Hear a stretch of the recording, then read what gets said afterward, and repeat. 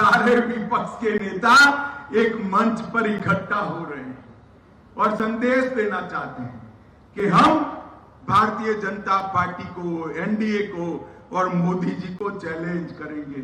मैं सारे विपक्ष के नेताओं को एक कहना चाहता हूं, कितने भी हाथ मिला लो, आपकी एकता कभी संभव नहीं है और हो भी गई 2024 में 300 से ज्यादा सीटों के साथ नरेंद्र मोदी जी का प्रधानमंत्री बनना तय।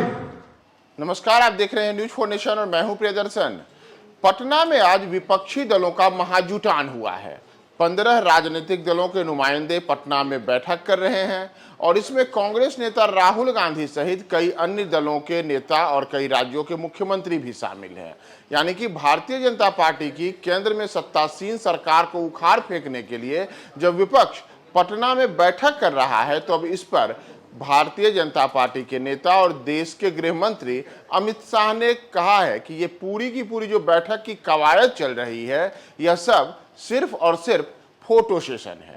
जी हाँ, जो विपक्ष के 15 दलों के नेता आज पटना में बैठक कर रहे हैं, इस पर अब अमित शाह ने एक जनसभा के दौरान तंज कसा है और उन्होंने कहा है कि विपक्ष को एकजुट करने की जो बातें कही जा रही है, यह कहीं से संभव ही नहीं है। कोई भी विपक्ष का नेता एक दूसरे के साथ नहीं आ सकता है। उन्होंने दावे के साथ कहा है कि वर्ष 2024 के लोकसभा चुनाव के दौरान आज जो विपक्ष एकजुट होने की बात कर रहा है, वह कतई एकजुट नहीं होगा और आज केवल और केवल पटना में तमाम दल फोटो सेशन के लिए जुटे हैं। इससे देश की राजनीति पर कोई प्रभाव नहीं पड़ने वाला है और एक बार फिर से 2024 में केंद्र में मोदी की सरकार आएगी। भारतीय जनता पार्टी फिर से देश में 300 से ज्यादा लोकसभा की सीटें जीतेंगी। तो आज नीतीश कुमार के नेतृत्व में जो पटना में विपक्ष का महाजुटान हुआ है, उस पर अमित शाह ने कश्मीर से क्या बातें कही हैं, आप सुनिए उनकी पूरी बातों को।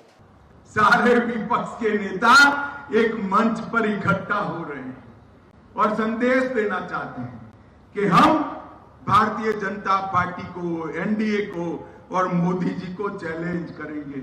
मैं सारे विपक्ष के नेताओं को एक कहना चाहता हूं, कितने भी हाथ मिला लो, आपकी एकता कभी संभव नहीं है और हो भी गई तो कितने भी इकट्ठा होकर जनता के सामने आ जाइए।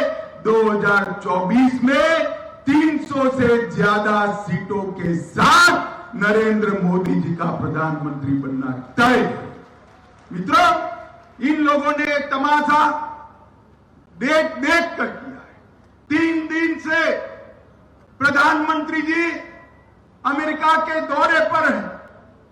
आज बहुत समय के बाद भारत को, अमेरिका ने भारत के प्रधानमंत्री जी को स्टेट गेस्ट का ऑनर दिया है और जिस प्रकार का सम्मान अमेरिका ने में प्रधानमंत्री जी को मिला है, ये न भूतो न भविष्यति है। माताओं, भाइयों, बहनों, ढेर सारे एग्रीमेंट हो रहे हैं। अंतरिक्ष के क्षेत्र में एग्रीमेंट हो रहा है। अंतरिक्ष के क्षेत्र के साथ साथ डिफेंस के क्षेत्र में एग्रीमेंट हो रहे हैं। सेमीकंडक्टर के क्षेत्र में एग्रीमेंट हो रहे हैं और ढेर सारी बड़ी कंपनियां यहां पर इन्वेस्टमेंट करने के लिए लालायित है। ये नरेंद्र मोदी जी ने 9 साल में भारत दुनिया की 11वीं अर्थव्यवस्था था, उसको 5वें नंबर की अर्थव्यवस्था सिर्फ 9 साल में बनाने का काम किया है। और राहुल बाबा हमेशा विरोध कर, धारा 370 हटानी है तो विरोध करेंगे, राम मंदिर बनाना है तो विरोध करेंगे, ट्रिपल तलाक हटाना है तो विरोध करेंगे। अरे राहुल बाबा, विरोध करते करते आपका स्वभाव ही विरोध का बन गया है। मित्रों, देश की जनता के सामने 2024 का चुनाव तय है। एक और राहुल बाबा है और दूसरी ओर देश के प्रधानमंत्री नरेंद्र मोदी जी है। जम्मू वाले मुझे बताइए, 24 के चुनाव में फिर से एक बार मोदी जी को पूर्ण बहुमत के साथ 300 2100 से ज्यादा सीटों के साथ प्रधानमंत्री बनाएंगे क्या? जरा जोर से हाथ उठाकर बोलिए, बनाएंगे? कमल के निशान पर बटन दबाएंगे?